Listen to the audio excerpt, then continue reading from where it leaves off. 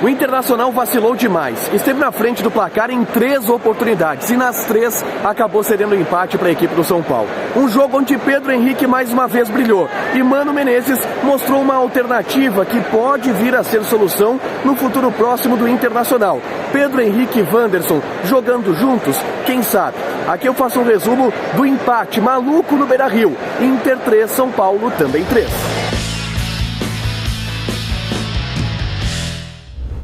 Tudo bem, gente? Obrigado pela participação aqui. Não esquece de deixar teu like, te inscrever, de ativar as notificações. Bora falar do Internacional aqui no A Dupla.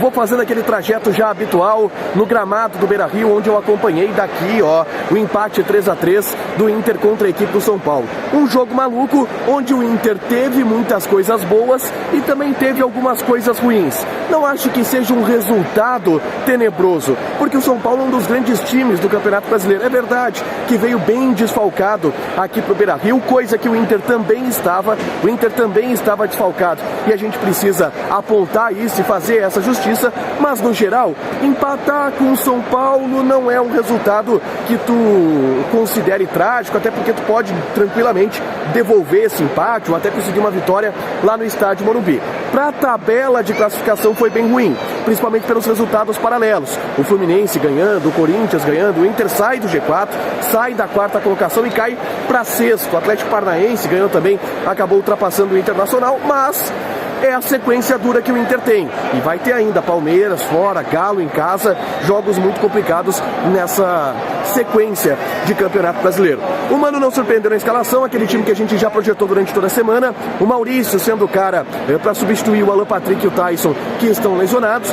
E logo no começo, o Inter começa com um pouco mais de cautela contra o São Paulo, que surpreendeu. O Rogério Ceni apareceu com um esquema diferente, 3 zagueiros, o Rafinha sendo esse terceiro cara da defesa pelo lado direito, o Marcos Guilherme atuando como um ala esquerda.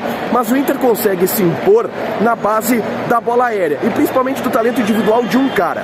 O Pedro Henrique novamente foi solução no Internacional. O Pedro Henrique pega a bola no primeiro lance do jogo, ele vai para cima da marcação, ganha, sofre a falta e aí na falta o Edenilson cobra com o GPS e o Pedro Henrique vai de cabeça e acaba abrindo o placar logo nos primeiros minutos da partida, 3 minutos de jogo. O Pedro Henrique faz o gol e abre o placar de maneira importante para o Internacional. O grande problema e o grande vacilo do Internacional ao longo de toda a partida foi exatamente que, quando o Inter estava na frente, quando o Inter conseguia construir uma vantagem, vacilava. E o vacilo ele foi logo na sequência do jogo, tá?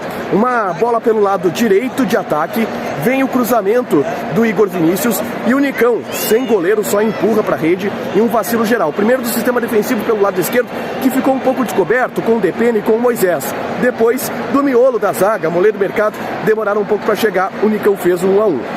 O jogo ele foi muito equilibrado, ele foi muito lá em cá e ele foi muito bem jogado. Duas equipes que tinham muitas soluções ofensivas individuais. E nessas soluções ofensivas individuais do Inter consta o Alexandre Alemão, que hoje mais uma vez fez um jogaço. Brigou o tempo todo. Hoje a gente viu o Alemão saindo bastante da área, abrindo pelos lados do campo, ganhando as disputas dos companheiros. Ele já havia antes quase dado uma assistência para o Pedro Henrique e tanto ensaiou que conseguiu dar essa assistência. Uma jogada pelo lado esquerdo, um passe maravilhoso do Depena para o Alemão, que consegue fazer o cruzamento e encontrar o Pedro Henrique dentro da área. O Pedro Henrique de cabeça de novo coloca o Internacional na frente, Pedro Henrique resolvendo e o Alemão jogando muito bem. Só que de novo vacilo. E no lance seguinte, uma bobagem, o Depena perde a bola no meio campo e aí de novo ficou exposto o lado esquerdo defensivo do Internacional. O Luciano recebe o passe, cruza e o Nicão faz o gol. No primeiro momento o juiz até anula, mas depois dá o gol 2-2. Jogo lá e cá. O Inter construindo, o Inter tendo com o Alemão vantagem individual importante, o Inter tendo com o Pedro Henrique também uma vantagem importante, até que o Inter consegue chegar ao gol em uma jogada muito bem trabalhada.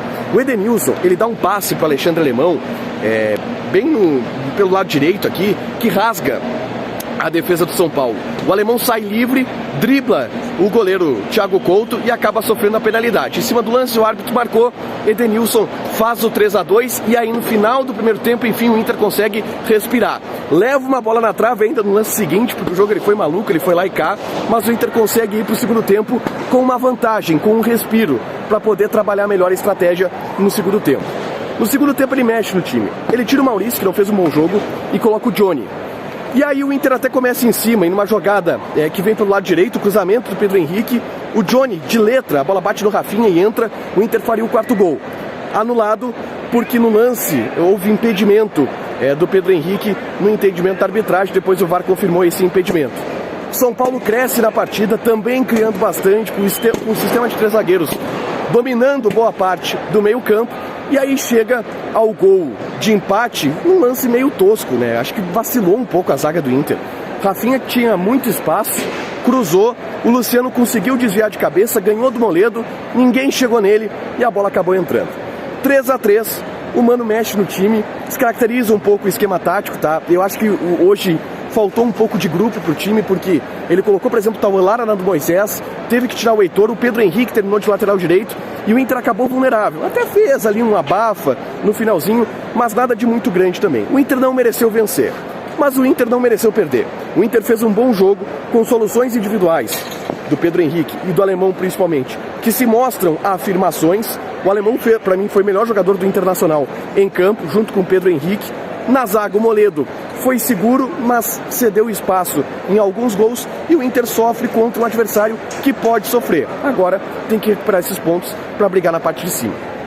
Tô indo para a zona mista, não te esquece de te inscrever, deixar teu like e ativar as notificações. Beijo!